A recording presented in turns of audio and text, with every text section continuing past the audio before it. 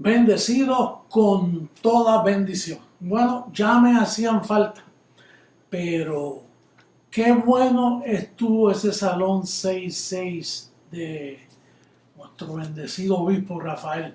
Tremendo, Rafa, te felicito. Tomaste el tiempo para hacer una presentación muy linda, aunque además ese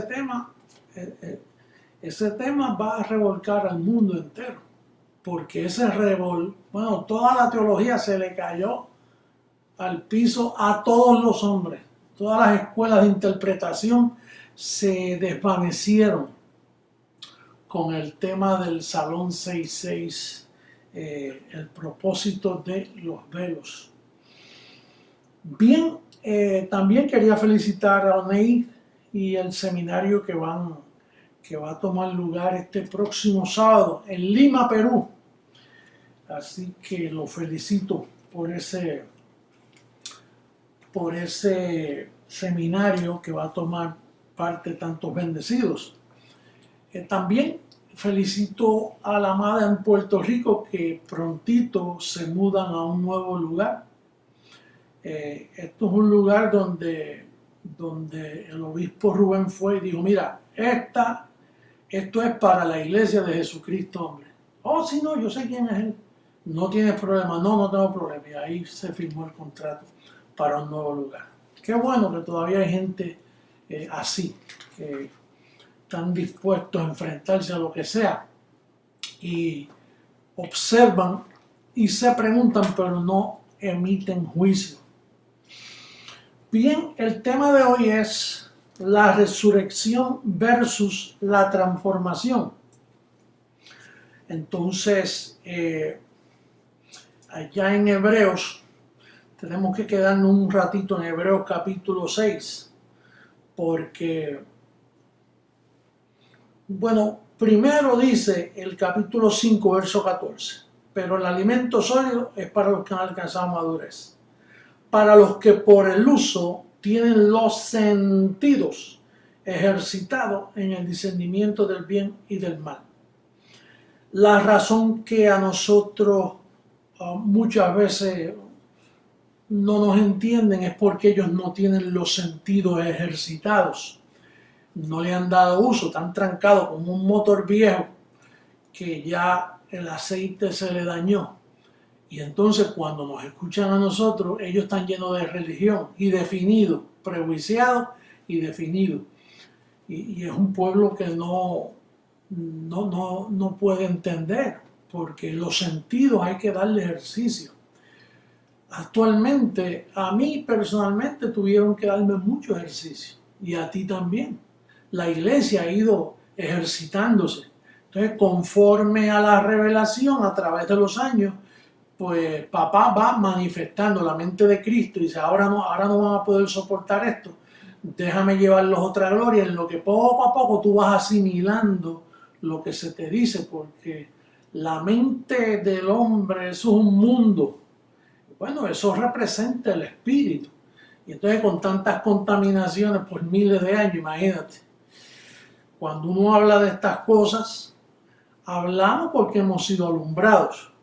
Pero fíjate como dice, después que termina el verso 14, que el alimento sólido es para los que tienen los sentidos ejercitados, entonces es que da el salto a la perfección. Dice, por tanto, verso 1 del capítulo 6. Que no debieran poner el número 6, porque esto es una carta, ¿no? Pero de ahí dice, por tanto, dejando ya los rudimentos de la doctrina de Cristo, vamos adelante a la perfección, no echando otra vez el fundamento del arrepentimiento de obras muertas de la fe en Dios. Guárdate ese pensamiento, arrepentimiento de obras muertas de la fe en Dios. Esto es lo que ha hecho Roma, el Vaticano, por años. Ellos pusieron un confeccionario y le dijeron a la gente, arrepiéntete. Y entonces ese arrepentimiento son obras muertas. ¿Por qué? Porque es un rudimento aquí el arrepentimiento. Ahora, ¿por qué un rudimento? porque cuando el Cordero de Dios derramó sangre, allí quitó los pecados de la amada, los pecados de todos los elegidos, los que habían nacido y los que no, y los que habrían de nacer en el futuro. Por lo tanto, lo que entra es reconciliación. Pero esa palabra reconciliación se quedó allí plantada. Ese ministerio de la reconciliación de segunda carta a los Corintios, capítulo 3, en el verso 18. Eso, de ello podemos darle una lectura para que veas el ministerio que quedó plantado, quedó sin uso por causa del mal trabajo de los apóstoles, de las influencias religiosas y judaicas de aquellos tiempos. Dice el verso 18 de segunda carta a los Corintios capítulo 5. Y todo esto proviene de Dios, quien nos reconcilió consigo mismo por Cristo y nos dio, mira, nota esto, el ministerio de la reconciliación. Es un ministerio. Y ese ministerio no lo ha practicado Roma, la Iglesia Católica, por eso es que es ramera. Y los protestantes son hijas de la ramera. ¿Por qué? Porque ellos tampoco ellos lo han honrado. Los protestantes ninguno. Usted mencione la rama protestante, la rama evangélica, la rama de iglesia y que llamadas cristianas de estos días, ellos no han honrado este ministerio. ¿Por qué no lo han honrado? Porque tienen el pecado todavía en el medio. Cristo se dio una vez para quitar el pecado del medio y manifestar el ministerio de la reconciliación. Pero si tienen el pecado en el medio, ellos mezclan reconciliación con arrepentimiento. Y entonces, de hecho, fíjate, la visita que me hicieron Los Ángeles a mí en el 1973, lo primero que me dijeron fue: José Luis, tú estás muerto al pecado. Una expresión escondida por 2000 años.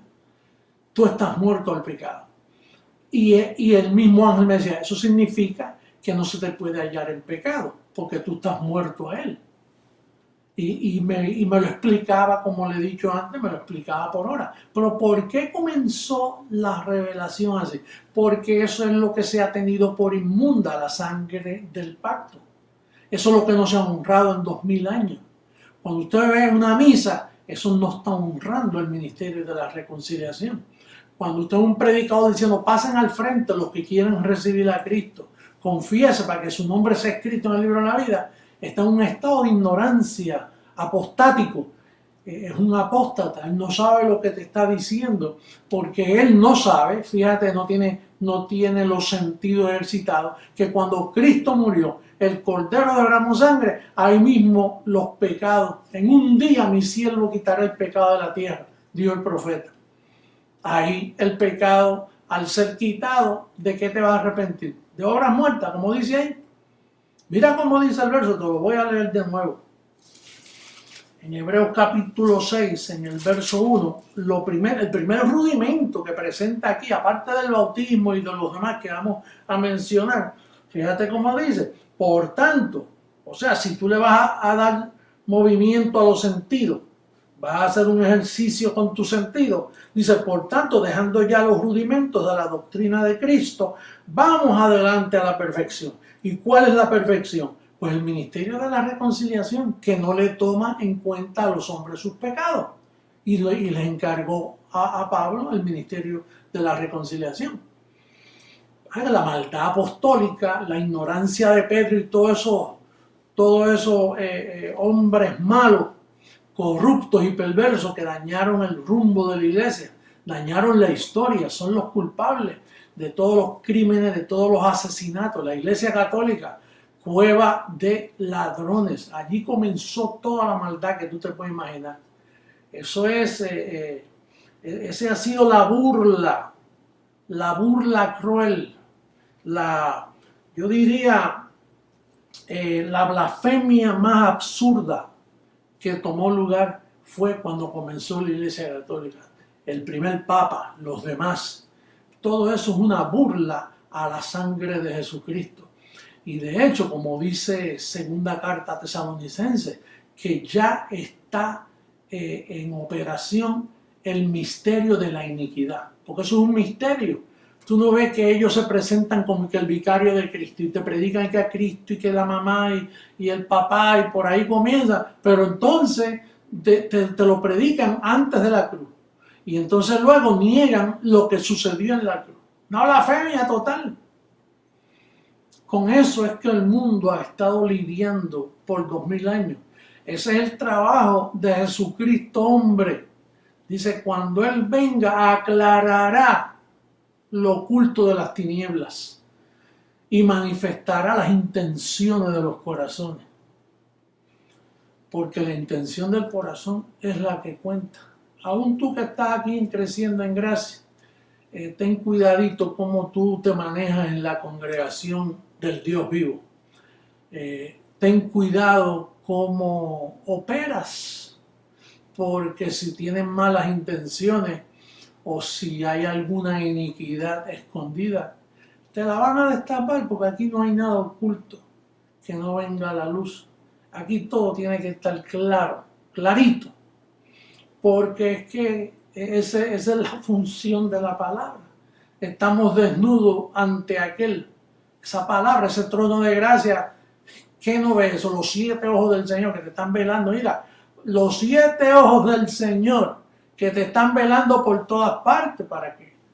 Para que camines bien, para que operes en obediencia, para que la mente de Cristo te guíe, maneje los sentidos y tenga los pensamientos ordenaditos para que no sigas tropezando como las vacas. Tienes que ser una buena vaca, que la vaca tropieza una sola vez y luego no tropieza más ahí. Así que cuando dice no echando, verso 1, vamos a darle lectura de nuevo. No, dice, por tanto, dejando ya los rudimentos de la doctrina de Cristo, vamos adelante a la perfección. No echando otra vez, que eso fue lo que hizo Roma, otra vez. No echando otra vez el fundamento del arrepentimiento de obras muertas de la fe en Dios. Tú sabes cómo está la obra muerta en todas esas iglesias católicas y protestantes, gente pasando y que al altar arrepentirse y a llorando, lágrimas de cocodrilo. Eso todo es fingido, amor fingido, falsa ciencia, el producto de un abandono de la verdad, del verdadero evangelio de nuestro Señor Jesucristo. Un abandono total de la gracia. No hablan de gracia y no saben lo que es. La gracia comienza cuando tú honras la sangre de Jesucristo. Me decía una señora en esta semana, mire, yo estaba aquí en Houston y salí de un shopping center y la señora viene y me dice, yo lo he visto usted en televisión y mire, yo he estado ya yo lo he visto 2 o 3 veces por ahí, pero todavía no había tenido la oportunidad. Pero mire, repita conmigo, yo recibo al Señor. Pero ¿qué es lo que usted quiere, señora? Yo no puedo cometer una blasfemia así. Si, mire, por no decirle que yo nací, que nosotros todos hemos nacido ya perfectos y sin pecado, pero querí que yo aceptara a Cristo porque pues que los demonios me tenían engañado. Y yo dije, señores, es que los demonios no existen ya. Cristo destruyó al diablo. Léalo en su Biblia, tenía una Biblia así al lado, así. Yo dije, lea su Biblia. Mire, ¿por qué me llamáis Señor, Señor y no hacéis lo que yo os digo? Eso le dije yo. Pues lee ahí y entonces vas a ver hablar conmigo. Pero mientras tanto, pues coja su riqueza y désela a los pobres. ¿De qué riqueza usted está hablando, señora? Dice, no, que usted es millonario, que es por causa de la prensa. Usted sabe cómo es la prensa. Aunque no están mintiendo, eventualmente todos esos millones quien los va a gobernar soy yo. Pero le dije, mire, el dinero, el que me entra a mí, en mis manos, es usado para alcanzar personas que están enredadas en el lazo del diablo, como está usted. Y se lo dije en una forma suavecito, no quiso ofenderle. Yo le dije, yo trabajo para ayudar a personas como está usted, que está en tinieblas, no honra la sangre de Jesucristo. Y me dijo, aleluya, Dios le bendiga. Imagínate qué clase de despedida. Pobrecita. Bueno, pero así está el mundo. El mundo está en tinieblas. Tú y yo no estamos en tinieblas porque tú fuiste alumbrado y escogido en esta hora para tener una fe limpia, para tener una confesión en línea con el pacto de la gracia. Lo que nosotros enseñamos y nos basamos está escrito en línea con el pacto de la gracia. Entonces, esos rudimentos, el primero que acabo de mencionar es el arrepentimiento, pero mira los demás. El verso 2 de Hebreos capítulo 6 dice, de la doctrina de bautismo. ¿Por qué? Porque si hemos sido bautizados en su muerte, Romanos capítulo 6 dice que hemos sido bautizados en su muerte. Quiere decir que tú practicar un bautismo de agua, estás mostrando que tienes el motor, no tienes aceite, no le has dado ejercicio a los sentidos.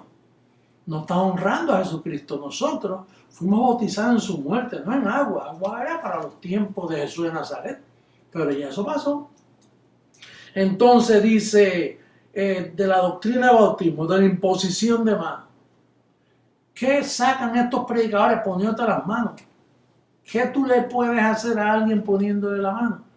Meterle un desengañoso de que vaya a salir temblando y brincando como una serpiente, como hacen algunos por ahí en los púlpitos, blasfemando contra el Espíritu de gracia. Entonces, ¿para qué imponerte las manos? Si tú estás completo y perfecto y no te falta nada, ¿qué va a hacer un cabezón de esto y que ponerte las manos? Allá en Puerto Rico le estaba contando yo que a mí la experiencia me llega, que me cogió la fuerza de choque de un ministerio que estoy en Puerto Rico, y entonces pues me invitaron a una reunión y yo fui y les ministré lo que yo tenía. Y entonces mientras yo ministraba, detrás de una cortina había alguien, 3 personas orando. Cuando terminamos, vinieron los 3, se pusieron así para reprenderme y limpiarme. Y cuando me fueron a tocar, cayeron reventados, patas arriba cayeron.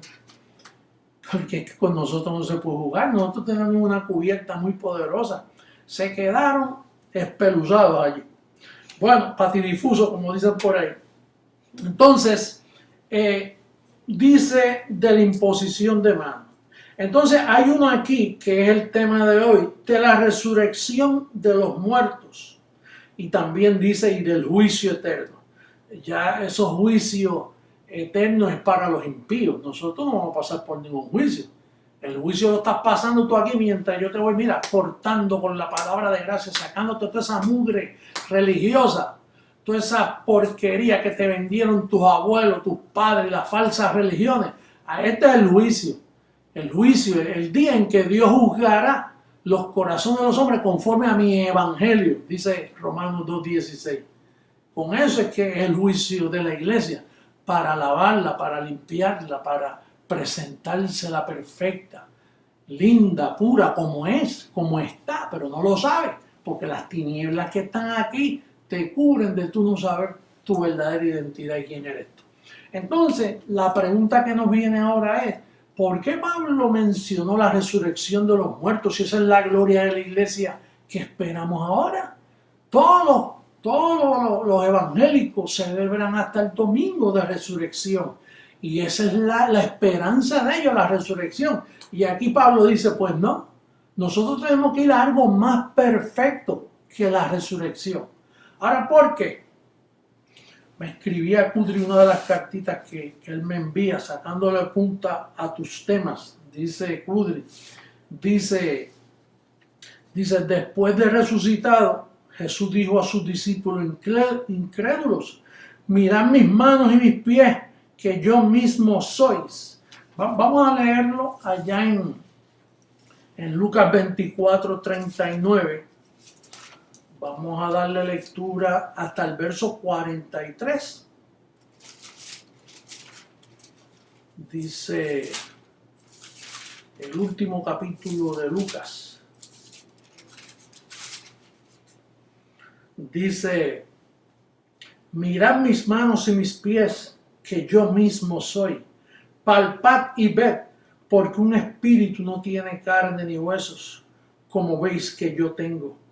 ¿Sí? Carne y hueso. Eso es corrupto, eso no hereda el reino. Tenía carne. Dice, y diciendo esto le mostró las manos y los pies, y como todavía ellos de gozo no lo creían, estaban maravillados, les dijo, tenéis algo aquí de comer, fíjate, hasta comía. Quiere decir que si comía, defecaba. Y si tenía mano, y carne, y hueso, y sangre, Pablo nos dice, carne ni sangre heredará la incorrupción. Entonces quiere decir que ese tipo de resurrección no es el correcto para la amada. Tú no ves que con ese cuerpo era que estaba Jesucristo. Y Él lo hizo para mostrar que triunfó sobre la muerte. Pero ese cuerpo iba a desaparecer.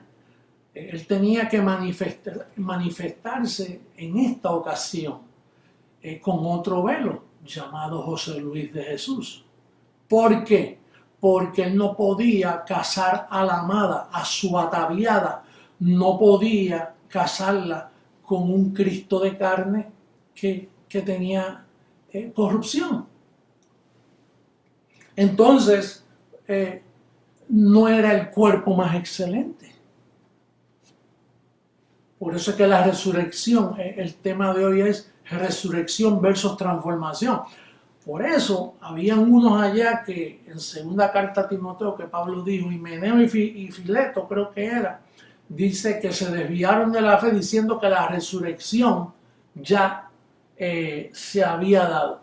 Bueno, se dio porque Cristo resucitó y probó, pero hay algo más excelente.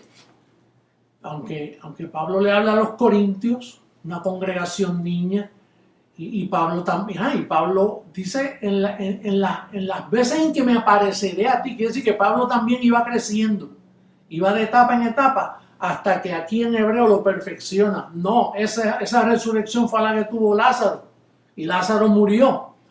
Hay otra resurrección, y es la del cuerpo glorioso que los hijos de Dios vamos a tener. Mira cómo dice, bueno, allá en Ezequiel, dice en Ezequiel 28, dice que volveremos, vamos a darle lecturita rapidito por aquí. Usted sabe que cuando el hombre pecó, cuando Adán pecó, nos despojó de la gloria y perdimos el ropaje, ese ropaje glorioso. Y dice, tú querubín grande, 28:14, tú querubín grande, protector, yo te puse en el santo monte de Dios, allí estuviste en medio de las piedras de fuego, te paseabas. Quiere decir que aquel cuerpo que tenía Adán primero, ese era incorruptible. Entonces, a la iglesia la van a vestir de cuerpos incorruptibles, cuerpos de fuego, cuerpos radioactivos, cuerpos poderosos. Eso es lo que le espera a la gloriosa transformación. Ya no es resurrección, es transformación. Por eso es que Pablo, en primera carta a los Corintios, capítulo 15, en el verso 51 al 53, primera, dice,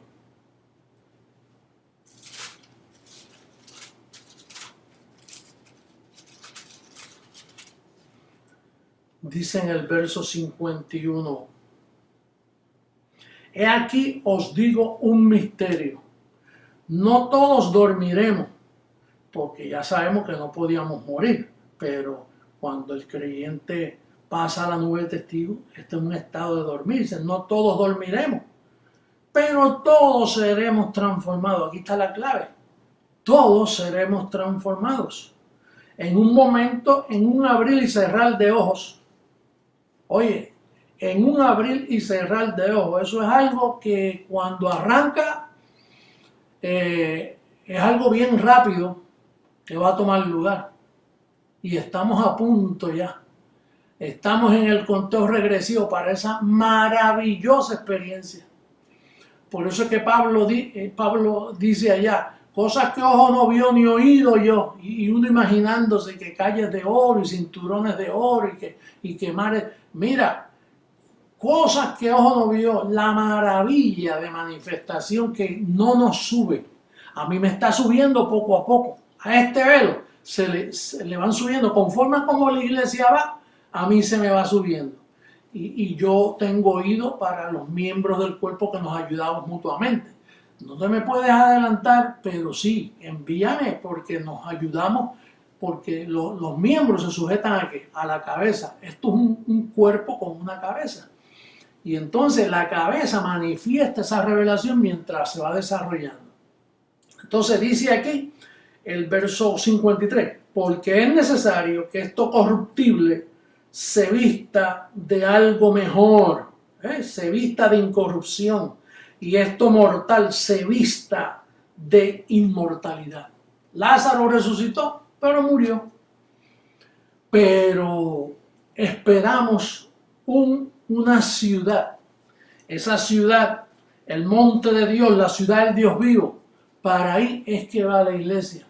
Mientras tanto, podemos decir que lo que esperan los creyentes por ahí, los que nos critican a nosotros de falso, ellos esperan una resurrección de carne y sangre.